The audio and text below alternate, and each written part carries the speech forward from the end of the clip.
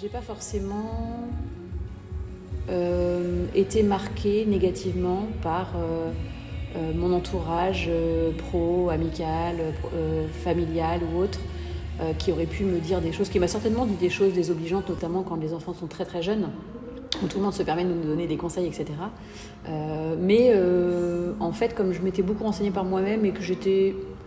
Peut-être parce que j'ai un peu de caractère aussi, mais du coup j'avais ma propre opinion et en fait c'était pas très important pour moi le regard des autres. Et du coup j'ai jamais eu l'impression de faire des choses en me disant c'est parce que la société attend ça de moi. Jamais.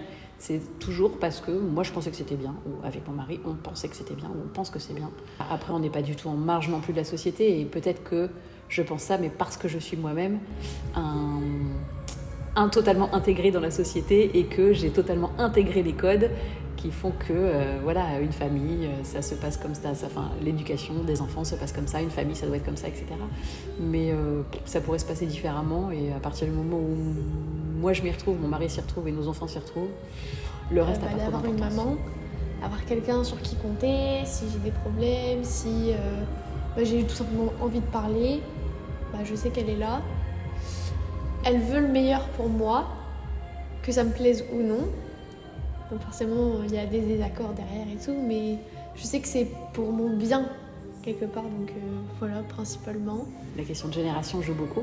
Je me rends souvent compte que les points sur lesquels on n'est pas d'accord, c'est souvent des questions de perception de génération. Et du coup, là où c'est important pour moi, c'est que ça m'aide à essayer de prendre du recul, mais pour ça, il faut être hyper détendu. Et c'est pas toujours le cas quand on est fatigué, etc. Mais ça m'aide à prendre du recul pour me dire, oui, mais elle voit ça de son regard de 17 ans. Où aujourd'hui, c'est ça qui compte pour elle, c'est ça qui compte pour les jeunes de son âge, etc. Et du coup, pour moi, ce qui est important, c'est qu'elle comprenne que je suis de son côté. Donc oui, son regard est important pour moi et je sais que si elle n'avait que des critiques négatives, on va dire, à mon égard, ça me ferait beaucoup de peine. Alors oui, je veux être maman. J'ai toujours adoré les enfants et j'ai toujours voulu avoir des enfants. Je ressens pas du tout de pression de la société ou même de papa et maman, ni rien vis-à-vis de ça. Je connais des gens qui n'ont pas d'enfants et ça me choque pas et ça choque pas papa et maman. Si c'est avoir des enfants pour avoir des enfants et alors que je suis pas heureuse, forcément je sais que j'en aurai pas. Donc je ressens pas du tout de pression, mais je sais que je vais être maman. Donc voilà, c'est un fait. Maman c'est un peu un modèle quand même, donc forcément, c'est voilà. Donc oui, forcément que il y a de ça aussi. Après, je sais que même si j'avais pas cette relation avec maman, je pense que j'aurais quand même voulu avoir des enfants. Et voilà, du coup être mère, c'est changer aussi, changer soi, puisqu'on passe de être au monde soi pour soi à être au monde pour quelqu'un et être tout le temps là pour cette personne au cas où que cette personne compte plus que soi-même.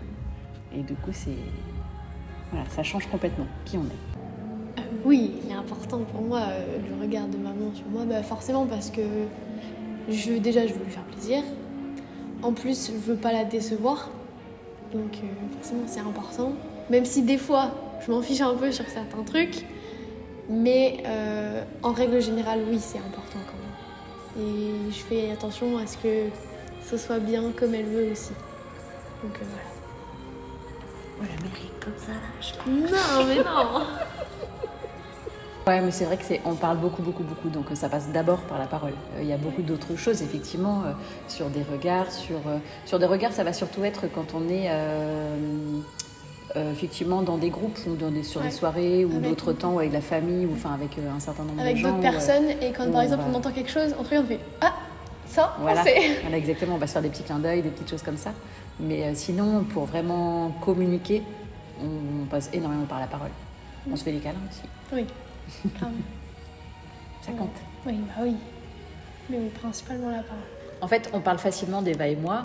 On se parle facilement et on parle facilement de qui on est, de comment on voit les choses et tout.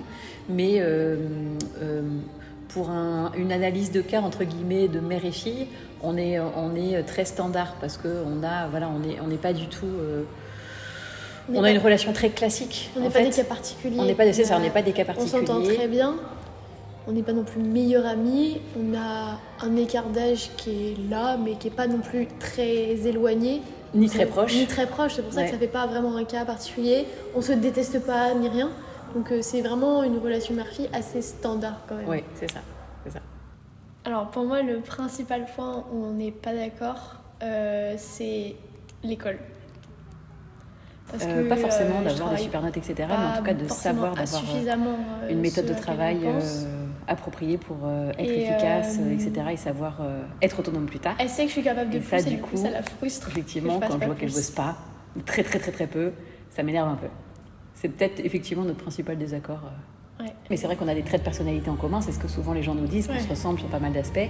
Et là-dessus, effectivement, ça doit être notre vision des gens, de ceux qui sont sympas, de ceux qui le sont moins, des raisons pour lesquelles ils le sont moins, etc. On a ça en commun. Ouais, sur l'analyse des gens, pourquoi ils sont comme ça aussi. Les personnalités. Ouais. Et après, dans les meilleurs souvenirs, forcément tous les concours de danse. C'est clair que la danse, c'est peut-être le sujet qu'on a le plus en commun, parce que c'est une passion, pour toi comme pour moi. Et toutes les deux, on aime bien les mêmes styles, ce qui fait qu'on pratique les mêmes cours. Parce que tu avais été sélectionnée sur un concours en France, où tu avais le premier prix, c'était un concours international, et du coup, tu étais invitée sur un concours en Roumanie, à Bucarest. Ça, c'était quand même génial. Super expérience. Puis on y allait tout, enfin des fois on y allait en famille, mais la plupart du temps je l'emmenais, on était juste toutes les deux. Donc c'était vraiment le déplacement mère et fille. Elle participait au concours, moi je l'encourageais, j'étais trop fière d'elle. Et puis elle a eu plusieurs médailles d'or et tout, donc c'est vrai que c'est des moments qui sont assez exceptionnels. Et je mesurais la chance que j'avais parce que la danse, moi c'est toujours quelque chose que j'ai adoré. Et du coup de voir ma fille aussi passionnée et qui en plus réussit autant, c'est trop fort. Et tu fais peur, sans être fort, moi.